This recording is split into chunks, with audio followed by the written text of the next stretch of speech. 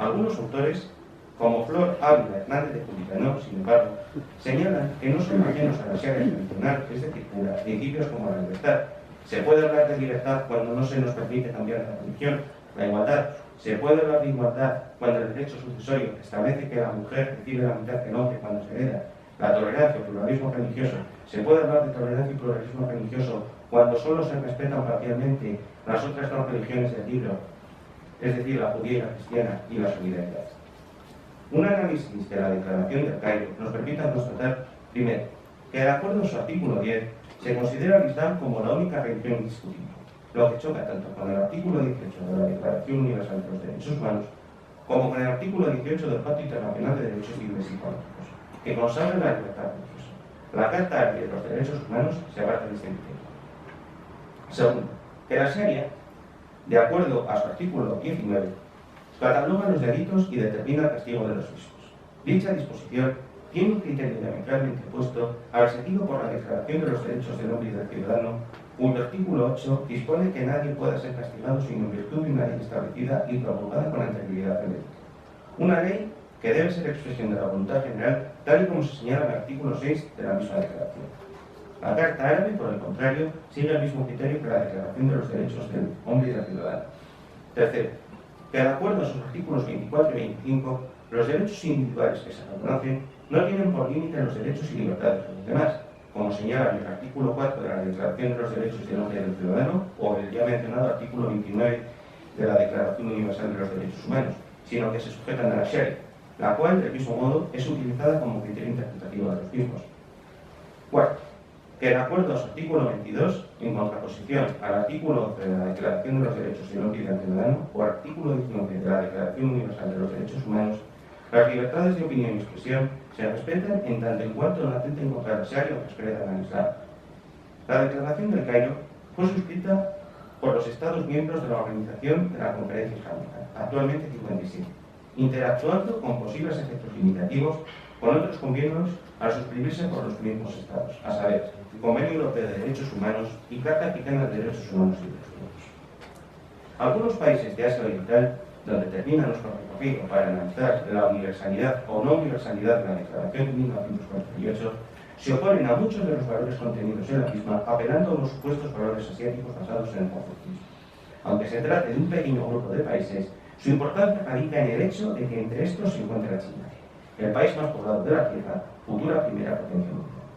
El capítulo 2, artículos 33 y 56 de la Constitución de la República Popular China, a semejanza de lo que ocurre en otras normas fundamentales, reconoce unos derechos y establece unos deberes para los ciudadanos, con la salvedad de que su artículo 51 establece que el ejercicio de los mismos no podrá socavar los intereses de la sociedad o del Estado.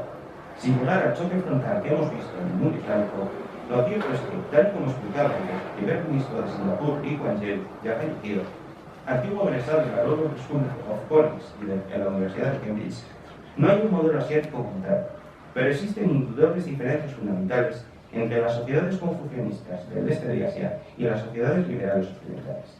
Las sociedades confucianistas creen que el individuo existe en el contexto de la familia, los amigos y la sociedad. El hombre necesita tener un sentido moral del bien y del mal. Existe el mal y los hombres no son malos solo porque sean víctimas de la sociedad. Hay hombres sencillamente malvados, propensos a cometer actos malvados y es necesario ponerles sus pies.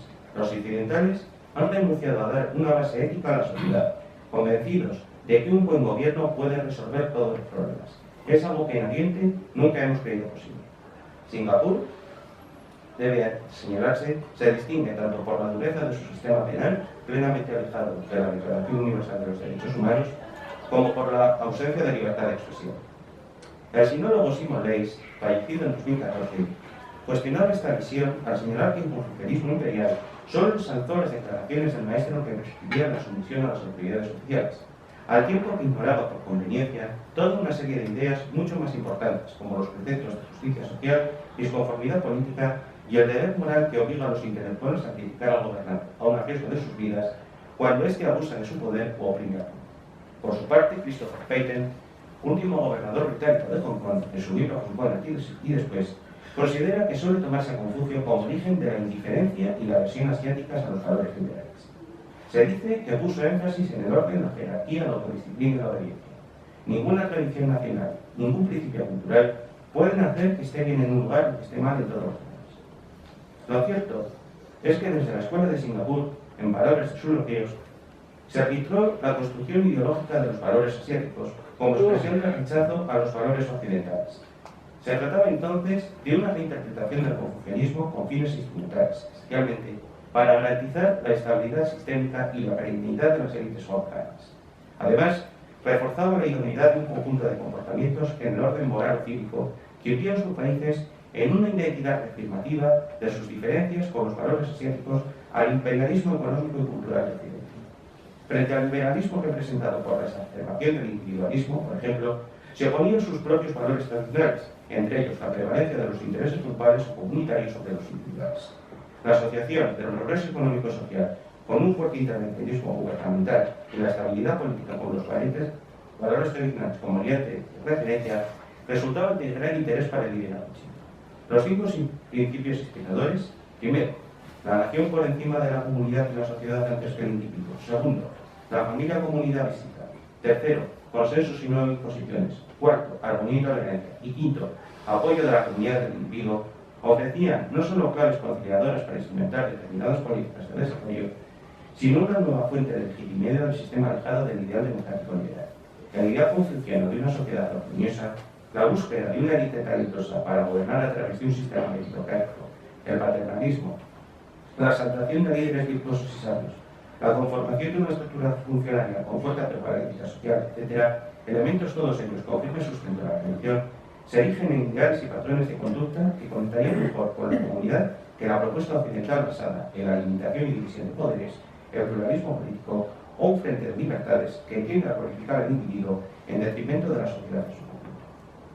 El progresivo deterioro de los derechos humanos en el territorio de Hong Kong, cuya situación sigue siendo notablemente mejor en el resto de la China continental, es reflejo de este conocimiento. Lo ocurrido con la vigencia tanto de la Declaración Conjunta Chino-Británica de 1984 como de la Ley Básica de la Región Administrativa Especial de Hong Kong de 1990, constatan que, como se ha señalado anteriormente, en multitud de ocasiones, derecho formal y calidad jurídica no coinciden. La Ley de Seguridad Nacional de Hong Kong, aprobada el 30 de junio de 2020, proporciona al gobierno chino un instrumento jurídico que permite dejar sin efecto buena parte de los derechos reconocidos en el capítulo 3 de la Ley Básica. La Ley Básica no contaba entre su artículo original con un precepto equivalente al artículo 51 de la Constitución de la República Popular China. Ya en la última década del siglo pasado, en palabras de Samuel Pejan, los publicistas asiáticos recordaban reiteradamente a Occidente que los viejos tiempos de dependencia y subordinación habían pasado y que el Occidente en los años 40 producía la mitad del Producto Económico Mundial, dominaba las Naciones Unidas y había redactado la Declaración Universal de los Derechos Humanos había pasado a la historia. Los esfuerzos por promover los derechos humanos en Asia, afirmado el representante de Singapur, deben tener también en cuenta los cambios en la distribución del poder en el mundo de la posguerra.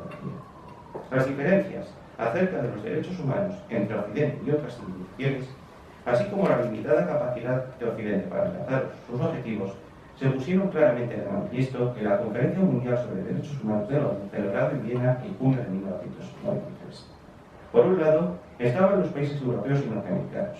Por otro, había un bloque de unos 50 países no occidentales, cuyos 15 miembros más activos eran los gobiernos de un país latinoamericano, Cuba, un país budista, Birmania, 4 países confucianos, con ideologías políticas, sistemas económicos y niveles de desarrollo muy diversos, Singapur, Vietnam, Corea del Norte, China y 9 países musulmanes.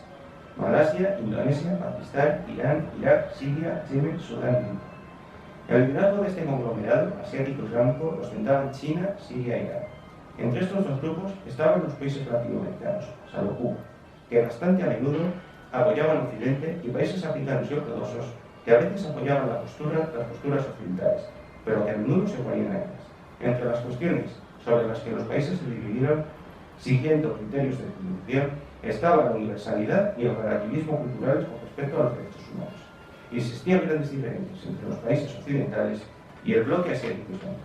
2 meses antes de la conferencia de Viena, los países islámicos se reunieron en Bangkok y aprobaron una declaración que insistía en que los derechos humanos se debían considerar en el marco de las particularidades nacionales y regionales y en el contexto de los diversos bagajes históricos, religiosos y culturales. El control del cumplimiento de los derechos humanos violaba la soberanía estatal y que condicionar la asistencia económica a la actuación en materia de derechos humanos era contrario al derecho al desarrollo. Las diferencias sobre estas y otras cuestiones eran tan grandes que en casi la totalidad del documento elaborado en la última reunión preparatoria, previa a la Conferencia de Viena y celebrada a principios de mayo y Ginebra, estaba entre paréntesis, que indicaban discrepancias por parte de uno o más países. La Declaración de Viena no contenía ninguna ratificación expresa de los derechos a la libertad de expresión, de prensa, de reunión y de religión, y de ese modo era en muchos aspectos más débil que la Declaración Universal de los Derechos Humanos que aún había adoptado en 1948. Este cambio ponía de manifiesto la decadencia del poder decidente. El régimen internacional de derechos humanos de 1945 comentaba un luchador estadounidense por los derechos humanos ya no existe. La hegemonía estadounidense se ha desastrado.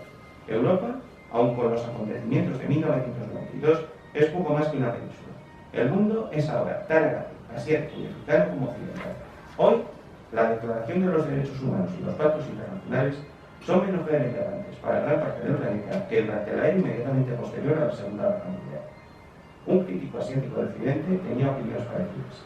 Por primera vez, desde que la Declaración Universal de los Derechos Humanos fue adoptada, están en primer plano países no impregnados completamente de las tradiciones judeocristianas y de derecho natural.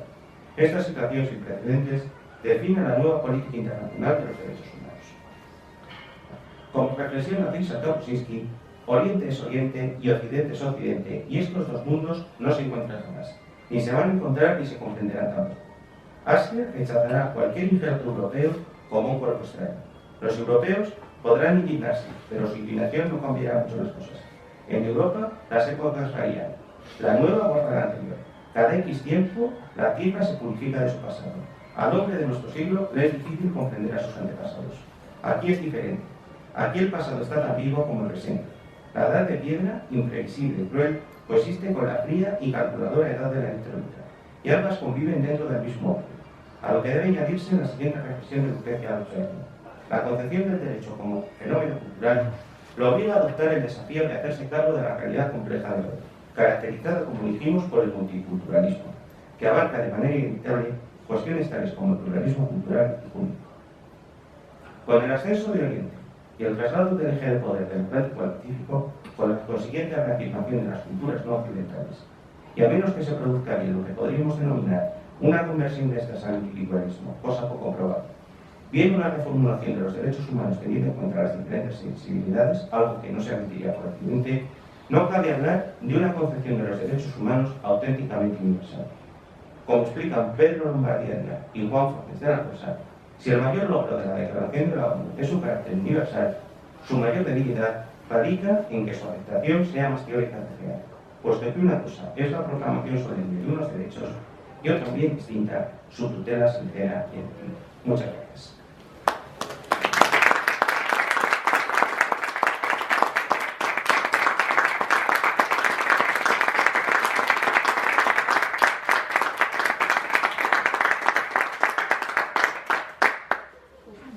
Gracias, Antonio Vecina, y muy interesante, yo creo, toda la exposición que has hecho, y que, como ha dicho antes el profesor Pinelli, merece un debate. A mí se me ocurre de momento que has puesto de relieve la problematicidad del empleo de la propia palabra universal, no solo referido a los derechos humanos, sino referido a la cultura en general, a la literatura, al arte, a la religión, a la teología, ¿no? Entonces, quizás el planteamiento de la universalidad y de esa abstracción, pero la dificultad que se plantea en el ámbito de los derechos humanos es cómo hacer compatible su aplicación y su vocación universalista, aunque no sea más que eso, una vocación, con el reconocimiento en la mayoría de los países o en los países en que han suscrito las sucesivas declaraciones. Pero yo planteo una cuestión, primero para empezar un poco el debate, de si otros desarrollos ulteriores de derechos humanos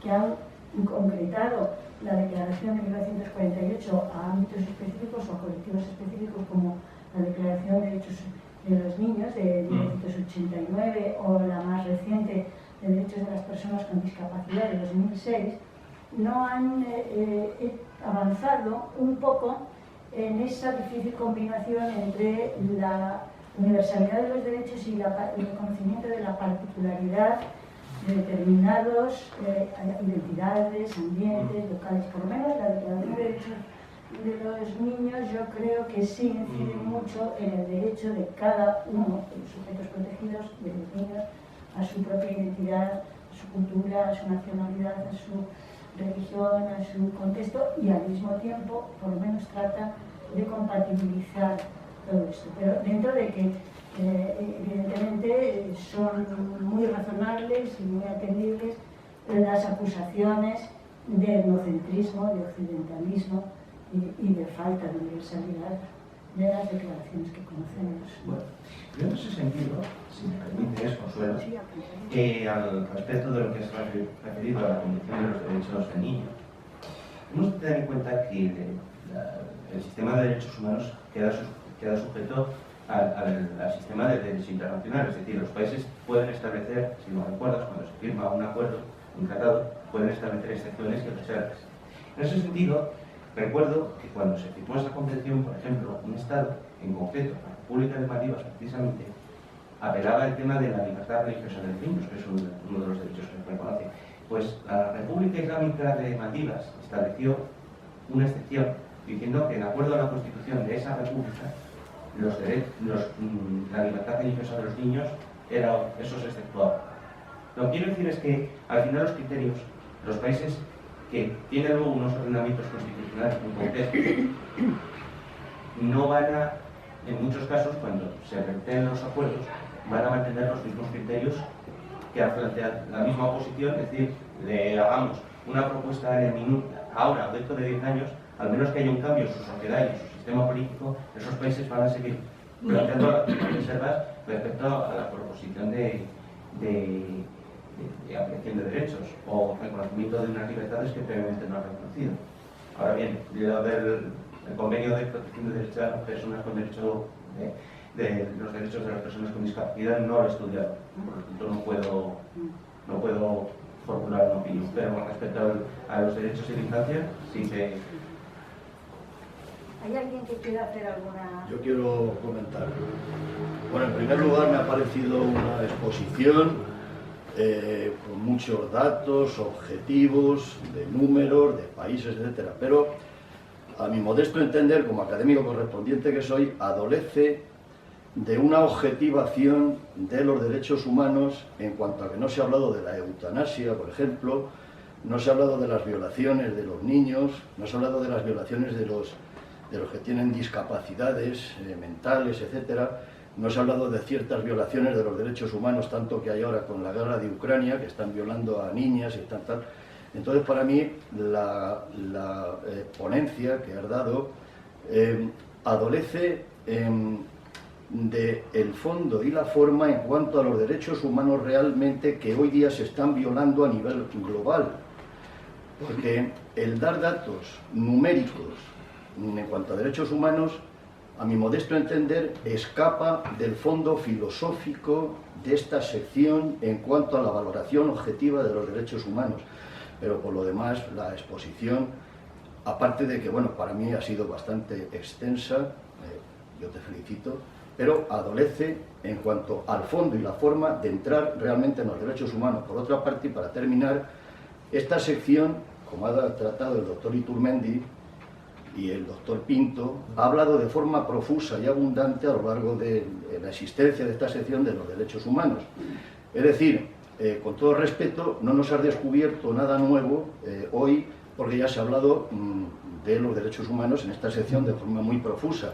Si bien los datos numéricos, pues bueno, están bien aportarlos, pero, insisto, no se ha hablado, en cuanto a mi modesta opinión, realmente de la vulneración de derechos humanos que existe en el planeta. Muchas gracias. Bueno, José Luis, con todo el respeto, yo he ido al meollo del asunto, es decir, no niego efectivamente las cuestiones que has planteado, efectivamente la eutanasia, las violaciones, etc. Lo que estoy hablando es la reacción, el objetivo que me planteé cuando me propuse hacer esta ponencia, fue ver cuál era la reacción de las distintas culturas, de los distintos mundos, respecto a la Declaración Universal de los Derechos Humanos. Porque en base a la cultura, va a haber una reacción diferente ante un mismo hecho. Entonces, ese era mi objetivo. Lo que no está, por supuesto, para reconocer efectivamente que cuestiones como la eutanasia, las violaciones de los niños o la situación de guerra de Ucrania, situaciones que yo, a nivel personal y como jurista que también soy, condeno totalmente. Efectivamente, es una violación de los derechos humanos. Esas violaciones, se ha hablado de Ucrania, pero es que también ha habido circunstancias históricas en las que pueblos occidentales han violado esos derechos, honestamente, desde una perspectiva histórica. Poquísimos años antes de firmar la Declaración Universal de 1948, una gran nación occidental como era Alemania estaba vulnerando los derechos humanos más elementales. Y hablamos del país de Kelsen, hablamos del país de Savigny, hablamos del país de Goethe, de Kant, y era un país que era capaz de vulnerar los derechos humanos. Entonces, esos países era un país occidental. El objetivo mío era tratar de constatar cómo, al final, la Declaración Universal de los Derechos Humanos, cuando se concibió, fue concebida en un contexto mundial en el cual las naciones occidentales tenían todavía el control de la situación. Y en esas circunstancias era muy difícil tener en cuenta otras perspectivas jurídicas, perspectivas que con el tiempo han ido apareciendo. No sé si tú, primero José Antonio, y luego he visto dos manos por allí, pero creo que... Vale. Muy bien. No sé si se me oye. No, hay que apretar aquí. Ahí. Sí, se me oye ahora, ¿verdad? Bueno, pues efectivamente, como decía el doctor Martínez Cervit, ha sido una exposición bastante minuciosa, bastante trabajada y por lo tanto siempre ha aportado un valor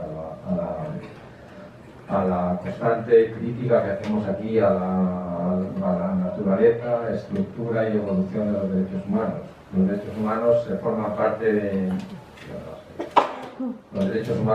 parte nuclear de este departamento por dos motivos. Primero, porque una de las secciones se llama de los derechos humanos, aparte de la sociedad de derecho, y la otra porque es verdad que a los 20 años de la declaración, el profesor Sánchez de la Torre ya hacía una especie de memorándum de esa efeméride, ¿no? Un libro muy celebrado que tuvo bastantes ediciones, ¿no? Justamente nos planteamos hacer la 75 edición, la 75ª edición de reconocimiento de los derechos humanos, a ver qué había cambiado en esos nada menos que 50 años, ¿no? Cuando se lo plantea al profesor Sánchez de la Torre, pues le pintaron los ojos, y dice, pero bueno, pero qué barbaridad, ¿no? Él desgraciadamente no pudo ver terminada esta obra, y quisiera decir que aquí, en esta revisión de 50 años después, lo que llama la atención es que no se incide tanto en el peso ponderal que tuvo Oriente-Occidente en la construcción de este documento, sino más bien en la incorporación de nuevos derechos que han ido surgiendo, sobre todo en las últimas décadas, derechos de la mujer, derechos de los inmigrantes, derechos de colectivos vulnerables, derechos de minorías, etcétera, etcétera. La mayoría de las aportaciones que ha habido en estas casi 220 contribuciones, que han sido mundiales, han sido de Europa, han sido de Sudamérica, han sido de África, han sido de algunas de Oriente, pues viene a incidir en eso, en esa, digamos, exigencia de incorporar ese tipo de valores. Entonces, quiero decir que en este sentido, ¿cómo nos plantearíamos, si te pregunto directamente, cómo sería hoy una nueva declaración? O sea, plantear una nueva declaración, ¿y dónde estaría el peso ponderal de esa declaración? Yo entiendo que en Occidente, de nuevo, no ha habido grandes, digamos, grandes cambios. Y permítame que en ese sentido hay una crítica reiterada, una exigencia, una dolencia reiterada por parte de los países occidentales, que precisamente por ser los impulsores de la declaración y por ser los impulsores de los códigos civiles y códigos penales más avanzados, donde se juzga con con más severidad toda la vulneración de los derechos son precisamente los que se ven sometidos a mayor demanda, a mayor crítica por sus propios ciudadanos. Es decir, Estados Unidos, Canadá, Francia, pues entienden que son constantemente llamados a la Corte Penal Internacional, a la Corte de Derechos Humanos, por violación de derechos, precisamente por tener un dintel, por tener una criba mucho más fina que lo pueda tener Gambia o que lo pueda tener Honduras. En ese sentido, quiero decir, Occidente es juez, pero también es parte y es el que carga con la parte de la prueba, ¿no? Por lo tanto, no solamente es el impulsor de los derechos humanos, sino que es el que pone la criba más fina, ¿no? En última instancia, los derechos humanos se trata de que si no son positivados, pues se queda un poco en papel mojado, eso ya lo sabemos, ¿no? Pero bueno, me gustaría saber cuál es tu opinión al respecto y sobre todo cuál sería hoy una posible nueva edición de los derechos humanos. Desde aquella primera edición, del cilindro de Ciro, o de las leyes de Ashoka, que ya digamos que eran universales. Bueno, debo puntualizar que mi cita del cilindro de Ciro ha sido en referencia pues, a la circunstancia de que me estaban refiriendo a la evolución vivida por Irán y acá se dirá, pues, empezaré por lo segundo y luego ya entraremos sobre el tema de la nueva declaración, de una hipotética nueva declaración. En mi humilde opinión, efectivamente coincido contigo en que precisamente las naciones occidentales son las que son más llevadas ante los tribunales, ante las instancias internacionales por violación de derechos humanos. ¿Pero por qué? Porque son países que efectivamente reconocen la legitimidad de sus ciudadanos como individuos para impugnar sus actos. Y son países también donde hay un sistema de justicia con unos criterios firmemente establecidos. Son países donde hay una estructura administrativa que les da la posibilidad de acudir a esas instancias. Pero claro, si hablamos de países donde el Estado no existe, es decir, he mencionado África. ¿Realmente cuántos países de África pueden considerarse que tengan una estructura administrativa y judicial que, como paso previo a acudir a las instancias internacionales? Pues aquellos que han tenido una colonización. Bueno, es decir, aquellos que han recibido el... Honestamente, no, los que han recibido una colonización, realmente, yo diría que en el contexto africano, aparte de Sudáfrica, y al precio que tuvo que ser, pocos países tienen unas estructuras estatales previas y luego además unas constituciones que les permitan a sus ciudadanos acudir a esas instancias. Luego, lo que has manifestado respecto a una hipotética nueva declaración. Evidentemente sería muy difícil hoy en día aprobar una nueva declaración. En primer lugar, porque habría un conflicto entre los distintos bloques y no se podría alcanzar unos consensos similares a los que hubo en 1948. Pero es que claro, es que en 1948 había 58 Estados miembros, 40 de ellos occidentales. Entonces, por una cuestión de mayorías, las posturas del sistema jurídico occidental, la tradición jurídica occidental, iban a salir adelante. Y además hay que tener en cuenta otro fenómeno muy importante, Juan Antonio, y es el siguiente. En 1948, gran parte del mundo no occidental estaba en la actitud que explica Huntington muy bien. Estaban en una actitud de seguidismo de Occidente. He mencionado Irán. En 1948, Irán era un país que trataba, bajo el régimen Pahlavi, acercarse a Occidente. Turquía, en esa misma época, era un régimen que estaba controlado por los sucesores de Atatürk y era un país que estaba intentando aproximarse a Occidente. Y eran países que seguían a Occidente. Ese cambio de tendencia del mundo no occidental hacia una reafirmación propia frente a la cultura occidental empieza justo pocos años después con la descolonización. El primer país africano en independizarse es Ghana en 1957. Y es a partir de ese momento cuando se empieza a reafirmar todas las culturas no europeas frente a la cultura occidental. Pero es que en 1948 los pocos países no occidentales eran países que sus liderazgos trataban de implementar medidas de corte occidental, introducir el derecho occidental. Por ejemplo, Turquía en los años 20 está introduciendo unos códigos legales inspirados en los europeos. En Irán se introducen también unos códigos legales de inspiración europea. Y esos mismos países, que ahora se encuentran muchas veces entre los que más violan los derechos humanos, en esa época los apoyaron, pero porque la idiosincrasia de sus regímenes políticos les llevaba a apoyar esa declaración. Hoy en día estamos hablando de una ONU de 195 estados y muchos de ellos son países que se oponen furibundamente a establecer y a reconocer principios como los que rigen las sociedades occidentales. Yo lo veo muy difícil. Para empezar, el grupo asiático, con todo el peso económico de China, aquí no estamos hablando solamente de teorías, señores. Estamos hablando de la realidad geopolítica. En una situación de realidad geopolítica, China moverá sus hilos para evitar que la nueva declaración, si se llegara a redactar, tuviera un contenido tan liberal como el de la primera. Porque a China no le interesa. China, y está estudiado lo que ha sucedido en Hong Kong podría haber sido un modelo para el futuro de China. Pero lo ocurrido en Hong Kong en la última década es demostrativo de la actitud de China respecto a los derechos humanos. Por lo tanto, si la futura primera potencia mundial tiene ya esa postura, si la otra gran potencia mundial, que era Rusia, a raíz también de lo que ha mencionado el doctor Martínez Ferriz, con mucho acierto respecto a lo que sucede en Ucrania, si Rusia también se ha apartado de la tendencia que aparentemente ha iniciado con el fin de la guerra, ¿cómo vamos a poder plantear ahora una declaración? Yo la veo imposible. No sé si con esto he contestado a tu pregunta y si sería posible. Yo es que se abrirían unos debates larguísimos sobre cada cuestión. Sí, pero mira, si me permites, has mencionado dos países que son China y que es Irán. Reiteradamente te has referido a Irán, la antigua Persia, ¿no? China dice, si el régimen fuera como el de Hong Kong, digamos que sería asumible la incorporación de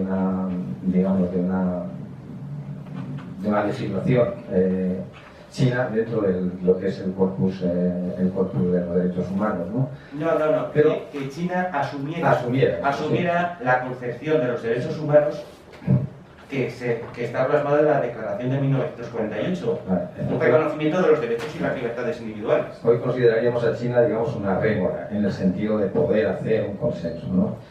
¿Y qué pasa con Irán? Pues exactamente lo mismo. Irán lleva 3 décadas con el régimen de los ayatolás.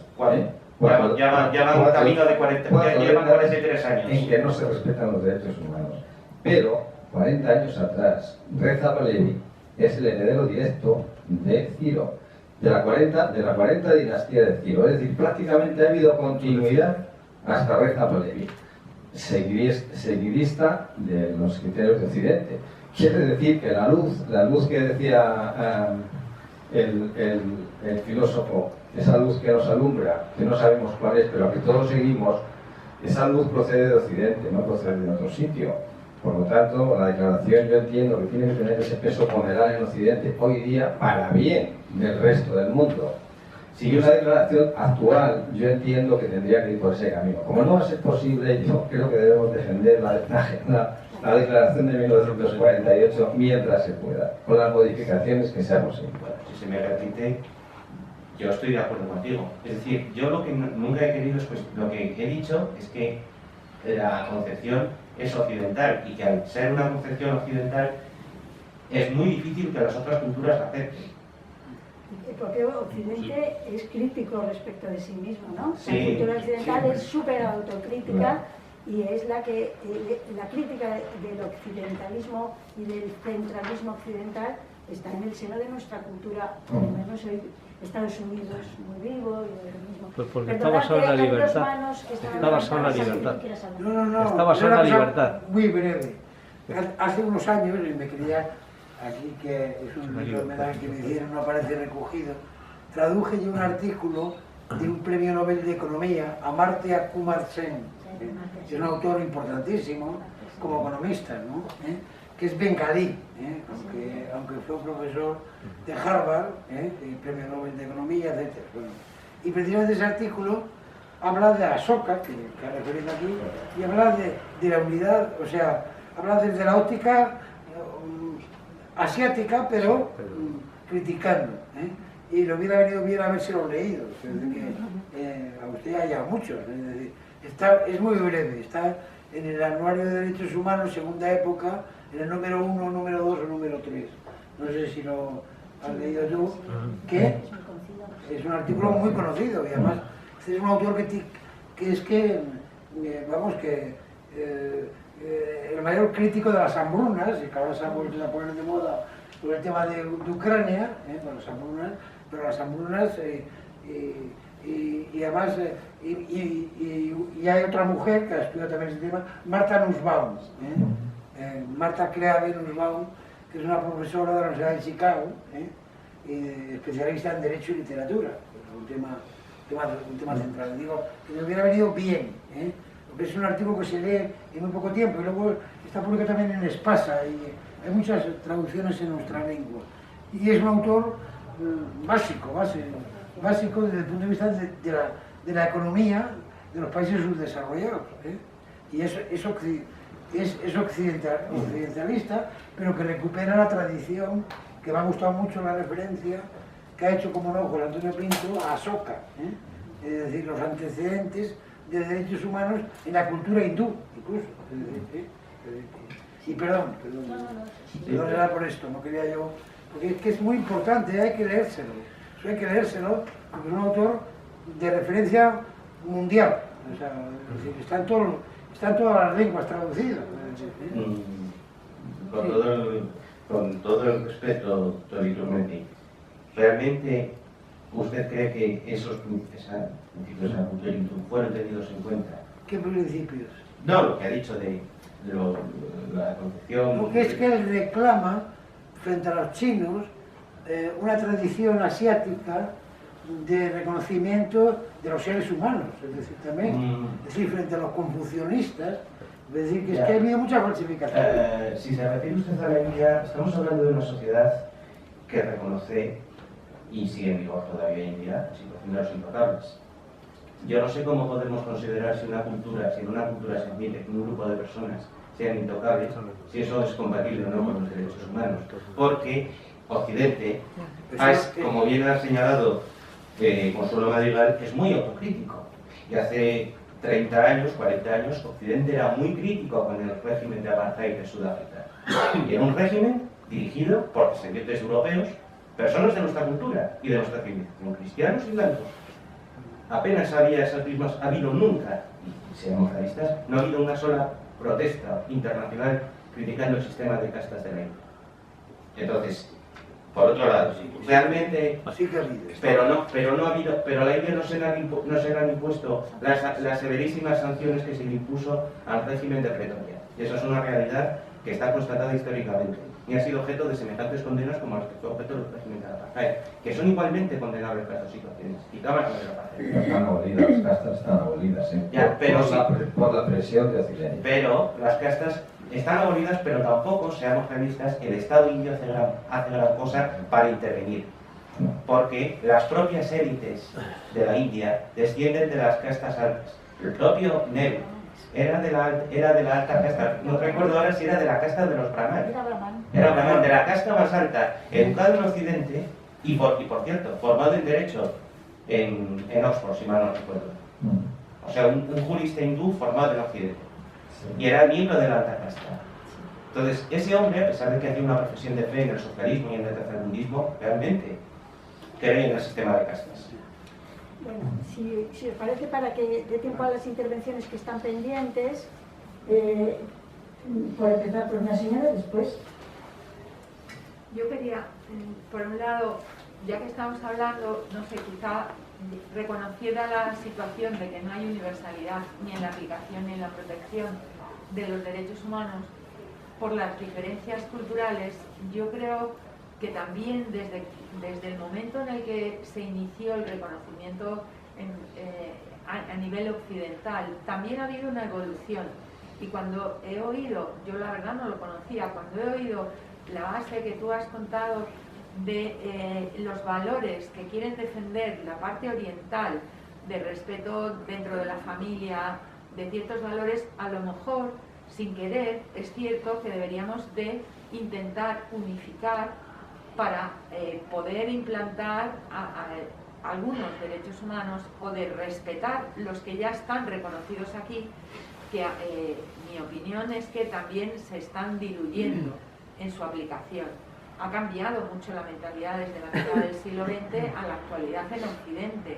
Entonces, a lo mejor, precisamente, estos países que vienen con una cierta prevención a un tipo de sociedad que a ellos no les gusta, porque son élites y son unas sociedades mucho más tribales todavía, mucho más familiares que la nuestra, con unos valores distintos en la convivencia, en las relaciones humanas, y entonces a lo mejor tienen esa prevención, tampoco quieren caer, es decir, ¿qué les exportamos? ¿Qué les hemos intentado exportar? Pues les hemos intentado la televisión que hay ahora, eso con esas cosas, con esos sistemas de valores, la educación que hay ahora en Europa, ellos eso no lo van a querer porque rompe sus tradiciones. Entonces nosotros hemos ido cambiando, pero a lo mejor llega un momento en el que habría que pararse a pensar esos principios que son filosóficos. ¿Dónde está la relación del individuo con la sociedad, con el Estado? Porque ahora está todo estatalizado y a lo mejor a ellos tampoco les interesa. No sé, y luego creo que esos valores de respeto de la cultura oriental no tendrán base justnaturalista, pero son justnaturalistas, es decir, el respeto de la persona, el respeto a las familias, a una serie de cosas importantes, yo creo, y que aquí, de hecho, a veces se mantiene la teoría, gracias a que hemos heredado la cultura justnaturalista, se mantienen algunas cosas, pero el positivismo ahora imperante es el que decide es la mayoría, pero esa mayoría es una mayoría legal y que impone su cultura. Y eso, sinceramente, yo creo que habrá que volver a discutir una serie de ideas o de valores. Es decir, la gente es más feliz, la gente se siente, es la protección del Estado. Las carencias que hay en una sociedad tiene que cubrirlas el Estado. Pero es que a lo mejor esas carencias con otros valores en una sociedad no se producirían. Y entonces, yo creo que hay que escuchar esas ideas de la base de culturas orientales en Occidente también, y porque es que ahora los derechos humanos son todos, es que se ha ampliado tal número, a lo mejor hay que volver a reducir un poco y centrar lo que es realmente los derechos humanos, que en muchos casos no se cumplen, ni siquiera en casi ninguno. Bueno, en Occidente por lo menos se protege cuando se detecta el fallo. Pero ya vemos, si la realidad es esta. En Ucrania a Putin le da igual, entra por un oído, le sale por el otro los derechos humanos. Porque él quiere el poder, pero es que hay que contar con eso también. ¿Cómo frenas esa ambición militar de poder? Protegida además por China, que se está frotando las manos. En cuanto nos debilite económicamente, van a invadir Taiwán. Y ese es el mundo al que vamos. Si no lo combatimos culturalmente, pues nosotros vamos no se trata de que hemos valorado que el poder económico nos daba el poder cultural, pero es que a lo mejor tenemos que reivindicar el poder cultural sin tener el poder económico, y habrá que buscar en los mecanismos que permitan que esa cultura de respeto, de individualismo, de relaciones libres se generalice, tengas o no tengas el poder económico mundial. Es que consideramos que el que tiene el poder económico mundial va a imponer, y hemos tenido la suerte de que Occidente ha tenido unos valores maravillosos. Entonces, yo creo que esa aportación me parece muy interesante, que habría que ahondar un poco más, no sé. Bueno, yo estoy esencialmente de acuerdo en que efectivamente hay que fomentar unos valores que protejan la familia y que estén basados en el respeto, y esa parte de la cultura asiática, de la cultura confuciana, yo la acojo totalmente y creo que además es plenamente compatible, por ejemplo, con el cristianismo. Yo lo que he criticado de esa cultura es que esa cultura niega como principio las libertades civiles y los derechos políticos. Es decir, Singapur, insisto, es un país, no lo he mencionado, pero es un país donde, a pesar de su modernidad, el narcotráfico es castigado con la horca. Un país donde el vandalismo no es castigado con multas, ni con trabajo comunitario, es castigado con el látigo. Un país donde el periodista no tiene derecho a expresarse libremente. Entonces, yo entiendo que efectivamente puede haber una parte muy importante del sistema de valores confuciano que se puedan asumir y se puedan implementar. De hecho, en alguna ocasión se llegó a afirmar, yo recuerdo, cuando los padres jesuitas visitaron China y tuvieron contacto con el confucianismo, pues consideraron que había partes de la doctrina confuciana que podían ser incorporados, o por lo menos considerarlos como plenamente compatibles con la doctrina católica. Entonces, en ese sentido, sí, pero evidentemente Yo lo que he criticado es que en nombre de esa armonía y de esa protección de la familia y de la sociedad se niegan las libertades más básicas. Y ellos lo utilizan como un ariete para reafirmarse en su criterio. Pero yo con el narcotráfico estoy de acuerdo con ellos. Bueno, la pena de muerte, en esencia, tiene que estar circunscrita a determinados delitos. Efectivamente, sí se aplica, pero en mi opinión. Pero el narcotráfico debe tener una condena de prisión, como se aplica en Occidente, en cualquier ningún que yo sepa. Y creo que en esto Consuelo será más entendida que yo. Creo, si mal no recuerdo, que en ningún país occidental se condena el narcotráfico con la pena capital, en ninguna nación de Occidente. O sea, se castiga con larguísimos periodos de estancia en prisión, naturalmente. Pero fíjate, lo que hablábamos antes, en Estados Unidos ha suscrito la Convención de Derechos del Niño hace 2 o 3 años, o hace como mucho, precisamente por la pena de muerte aplicada en muchos estados a menores de edad. Una pregunta más para agilizar esto, que no nos podemos ir muy tarde para que el personal de la casación está pendiente esta mano, disculpa. Voy a intentar ser muy breve y no hacer una contraponencia, sino intentar acotar algunas cosas que la ponencia me ha sugerido. Evidentemente parece que la conclusión final del ponente es que la universalidad de los derechos humanos, desde luego en este momento no es posible, y el futuro lo que nos alcanza es saber que no se va a dar. Claro, la gran pregunta es que nos tenemos que hacer por qué no se va a dar. Y me parece que esto merecería una reflexión muchísimo más larga acerca de qué es Occidente, quiénes somos los occidentales, de dónde venimos y a dónde pretendemos ir. Cuando se hace ese análisis, evidentemente Occidente no es ni más ni menos que lo que en palabras del profesor Leyendre dice que es la opa hostil del judeocristianismo al Imperio Romano. Ahí se monta Occidente. Bueno, y evidentemente, tanto en el judaísmo como en el cristianismo, la idea que se tiene es el lema Urbi et Orbe, es decir, el mundo como Roma, o el mundo como Jerusalén. Bueno, evidentemente, cuando nos planteamos la evolución del pensamiento objetivo, pues primero el mito, luego la religión, luego la filosofía. Es decir, ¿qué subyace a la filosofía? La religión. ¿Por qué no es posible la universalidad de los derechos humanos? Porque son derechos cristianos o judío-cristianos. Y al Islam no le interesa y a los chinos tampoco les interesa. Y ahora, ¿estamos tan seguros occidentales de que somos tan buenos, tan maravillosos y tan estupendos como para imponerle al planeta nuestros valores? Pues parece que va a ser que no. Parece que va a ser que no, porque efectivamente lo que nos está diciendo la realidad es que el mundo se va a dividir en dos, por lo menos en 2 bloques. Y que efectivamente la sinagoga de Nueva York y seguramente el papado de Roma pues van a tener que ceder. Y además me parece importante reflexionar una cosa, que no es la primera vez que pasa. Es decir, esa idea de mundializar, que evidentemente en los tiempos modernos se sume la historia de globalización y luego mundialización, es la tercera vez que se intenta. Es decir, se intenta con el Sacro Imperio Romano Germánico, se intenta con el descubrimiento de América y las 2 veces fracasa. Y claro, se nos dice por el ponente, en la Alemania civilizada pues, ocurrieron cosas horribles, y en los Estados Unidos civilizados no, es que no había campos de concentración de japoneses, es que no bombardearon Dresde y quemaron 500.000 personas en una semana. Bueno, es que eso es el mundo.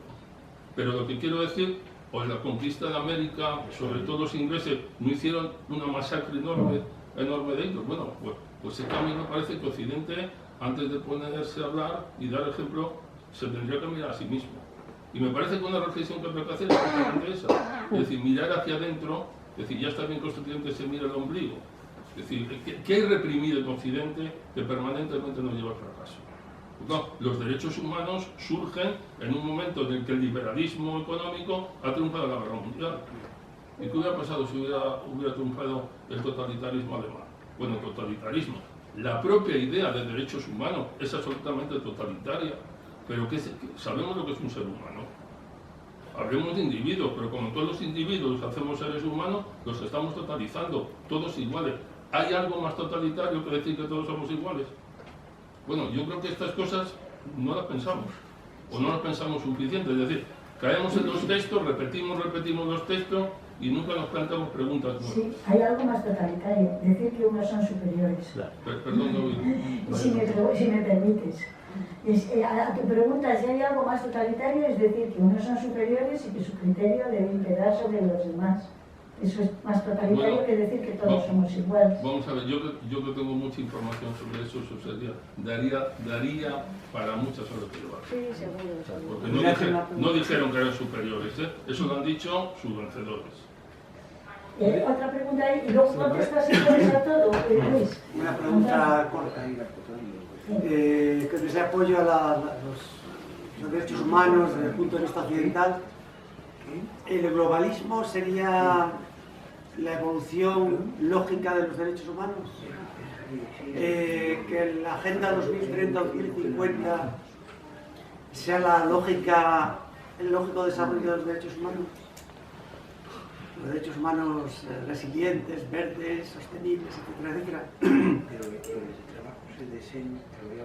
Y, por supuesto, dentro de eso, las leyes LGTBI también serían propias, que es el cauce fundamental ahora de Occidente, un punto fundamental de desarrollo, se dice, de los derechos humanos, de las leyes LGTBI. Eso formaría parte de la evolución de los derechos humanos que deben seguir las demás naciones a los occidentales. Muchas gracias. Contestas a todo y si os parece ya terminamos por necesidades de horario. Bueno, vamos a ver, respecto a la primera pregunta de las últimas dos que se me han formulado. La primera es respecto a qué es Occidente. Vamos a ver. Se ha mencionado lo que ocurrió en Alemania durante la Segunda Guerra Mundial porque era el antecedente más inmediato a la Declaración Universal de los Derechos Humanos. Lo que no obsta para reconocer que efectivamente en América se produjeron violaciones de derechos humanos durante el mismo conflicto al encarcelar a los ciudadanos norteamericanos de origen japonés. Encarcelamiento que, por cierto, curiosamente no se aplicó a los ciudadanos norteamericanos de origen alemán e italiano. Y eso tenía un claro componente racista. Entonces, yo estoy de acuerdo. Segundo, en Occidente evidentemente se han hecho barbaridades, como los conflictos de colonización, la esclavitud, etc. Pero es que es precisamente en Occidente donde surgen personas que empiecen a cuestionar todos esos sistemas y empiece de ahí la aparición de los derechos humanos. O sea, que Occidente, en reivindicar el papel de Occidente como fundador de los derechos humanos, no está en conflicto, en mi opinión, con reconocer errores que se hayan cometido por los occidentales a lo largo de su historia. Es decir, los derechos humanos aparecen precisamente porque hay personas en Occidente que se paran a reflexionar sobre lo que se está haciendo por los estados y ven que los estados hay cosas que no se pueden hacer. Hay todo primero la escuela de Salamanca, después el pensamiento ilustrado, etc. Luego, se ha mencionado todo lo que es el tema de la Agenda 2030. Vamos a ver, la Agenda 2030, en mi humilde opinión, efectivamente está orientada por unos intereses muy concretos en una dirección muy concreta.